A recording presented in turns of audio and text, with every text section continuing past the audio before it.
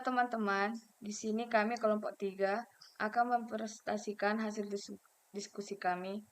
Saya Yolanda Sriwulan Utapea, teman saya Meriana Purba, Gloria Nenggolan, Farida Masnaria Silalahi, Dewi Marlina Simanjuntak.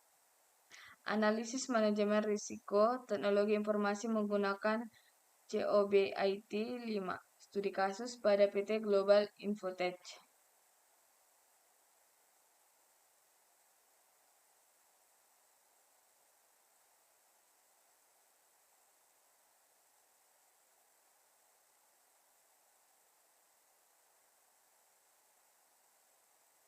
Penerapan teknologi informasi sangatlah berkembang dan telah mengambil peran penting terkhususnya dalam dunia bisnis. Pada perusahaan dewasa ini, teknologi informasi tidak hanya diterapkan pada operasional saja, melainkan sampai pada proses pengambilan keputusan oleh eksekutif manajemen. Penerapan teknologi informasi juga dapat membantu perusahaan untuk bersaing. Oleh karena itu, teknologi informasi merupakan hal yang harus diperhatikan dan dikelola dengan baik oleh perusahaan untuk mempertahankan bisnis yang dijalankan.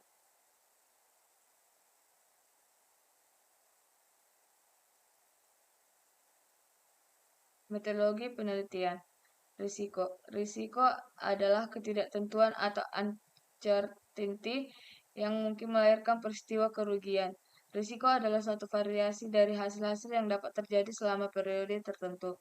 Yang kedua, manajemen risiko teknologi informasi. Manajemen risiko adalah suatu proses identifikasi, mengukur risiko, serta membentuk strategi untuk mengelolanya melalui sumber daya yang tersedia. Strategi yang dapat digunakan antara lain mentransfer risiko pada pihak lain, menghindari risiko, mengurangi efek buruk dari risiko, dan menerima sebagian maupun seluruh konsekuensi dari risiko tertentu. Selanjutnya akan dibaca oleh teman saya.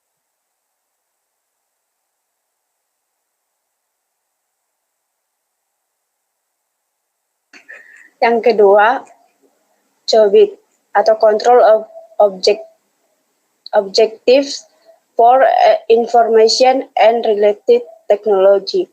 COBIT merupakan kerangka kerja pengendalian internal yang berkaitan dengan teknologi informasi yang dipublikasikan oleh Information System Audit and Control Foundation di tahun 1996 dan diupdate pada tahun 1998 dan 2000.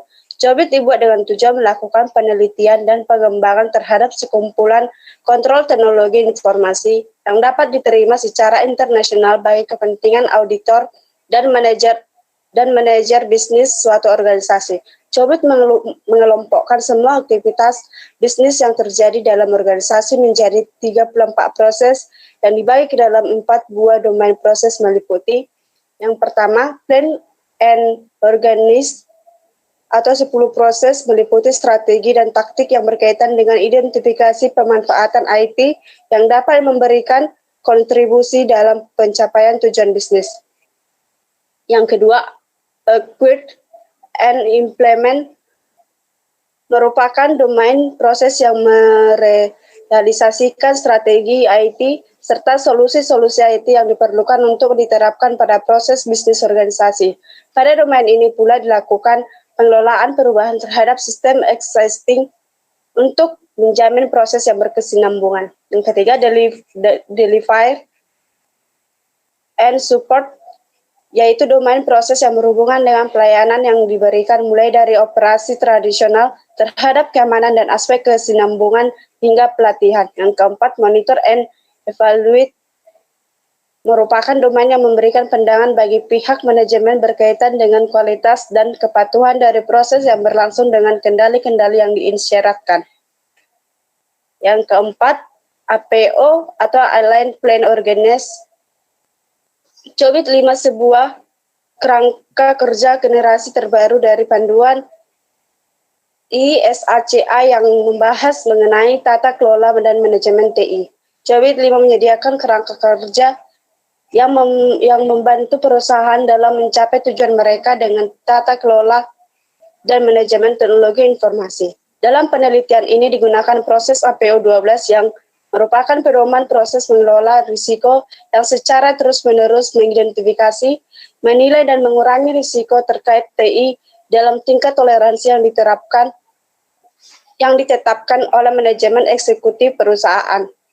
Domain APO12 memiliki 6 subdomain yang sebagai berikut. Yang pertama, APO12.01 collect data atau mengumpulkan data. Yang kedua, APO12.02 analyze risk, menganalisis risiko. Yang ketiga, APO12.03 maintain a risk profile. Yang keempat, APO12.04 articulate risk. Yang kelima, APO12.05 define a risk management action portfolio. Yang keenam, APO12.06 respond to risk.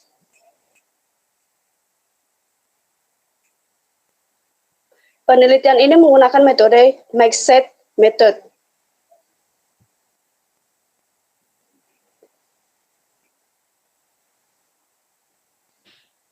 Dan bisa kita lihat pada gambar 1 kerangka kerja penelitian.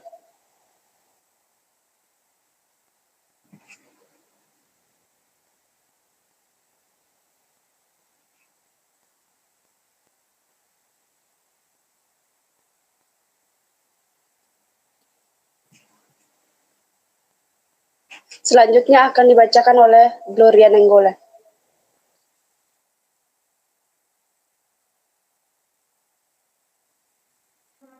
Pemetaan rasi chart. 3 hasil dan pembahasan. Tahapan pertama yang dilakukan yaitu melakukan pemetaan tujuan bisnis perusahaan sesuai dengan panduan pada COVID, yaitu Enterprise Goals yang akan ditampilkan pada gambar di bawah.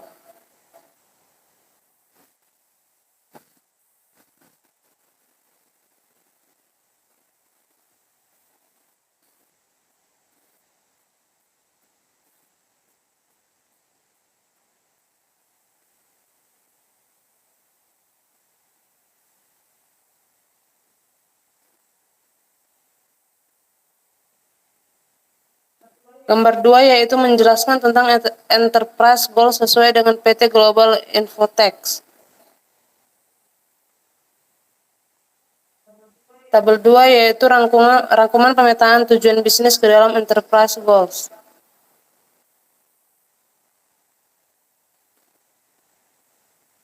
Gambar 3 menjelaskan tentang pemetaan Enterprise Goals atau IT-related goals.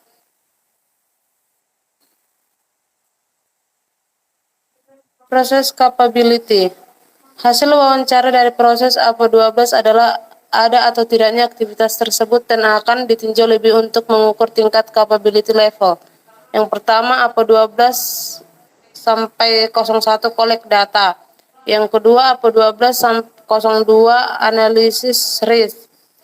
Yang ketiga, APO12 03 maintain a risk profile. Yang keempat, APO1204 articulate risk. Yang kelima, APO1205 define a risk management action portfolio. Yang keenam, APO1206 respond to risk.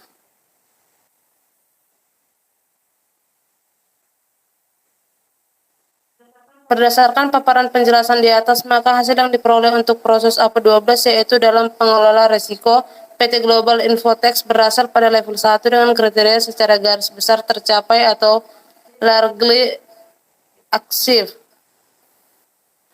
Selanjutnya akan dibacakan oleh Mary.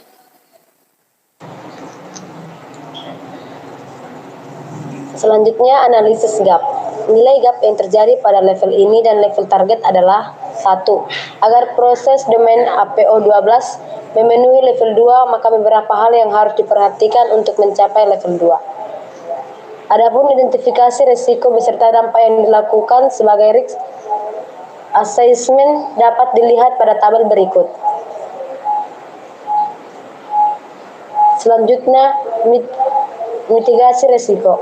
Proses selanjutnya yaitu melakukan mitigasi berdasarkan hasil identifikasi risiko pada PT Global Infotex. Terdapat 4 risiko selanjutnya yaitu mitigasi risiko.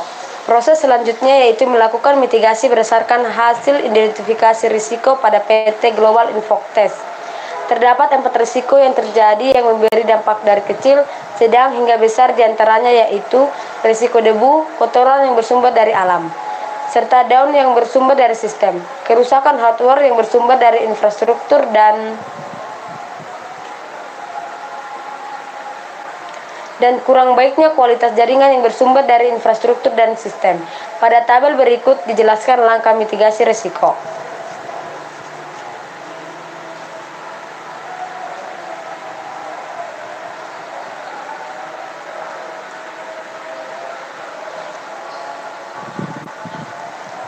Selanjutnya akan dibacakan oleh teman saya, Dewi Marlina.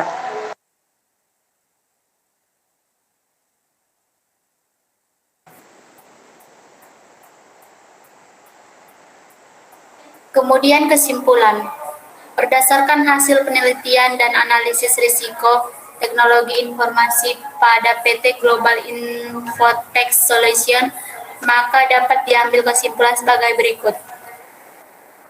Terdapat 4 risiko yang terjadi yang memberikan dampak dari kecil, sedang hingga besar. Di antaranya yaitu risiko debu kotoran yang bersumber dari alam, server down yang bersumber dari sistem, kerusakan hardware yang bersumber dari infrastruktur, dan kurang baiknya kualitas jaringan yang bersumber dari infrastruktur dan sistem. Kemudian dari pengukuran capability level pada COVID-5 untuk manajemen risiko yaitu APO12 atau manajemen RISE berada pada level 1. Kurangnya pengontrolan terhadap risiko TI dan pendokumentasian yang spesifik mengenai skenario TI dari perusahaan yang baik. Kemudian hasil analisis risiko terdapat 4 risiko dengan frekuensi kejadian tergolong kadang-kadang terjadi dan dampak yang ditimbulkan dari kecil hingga besar. Kemudian terdapat 2 rekomendasi untuk perusahaan dalam mengelola risiko yang lebih tepat, yaitu pertama, membentuk sebuah manajemen khusus untuk mengelola risiko, sehingga pengontrolan terhadap manajemen risiko dilakukan dengan baik dan tepat. Kedua, membuat dokumen yang spesifik tentang identifikasi risiko beserta skenario TI yang tepat untuk mengatasi risiko agar tidak terjadi dan evaluasi terhadap manajemen risiko. Kemudian manfaat penerapan COVID-5 di perusahaan dapat dilihat dari hasil rekomendasi yang telah dipaparkan sebelumnya. Demikian hasil diskusi kami ucapkan terima kasih.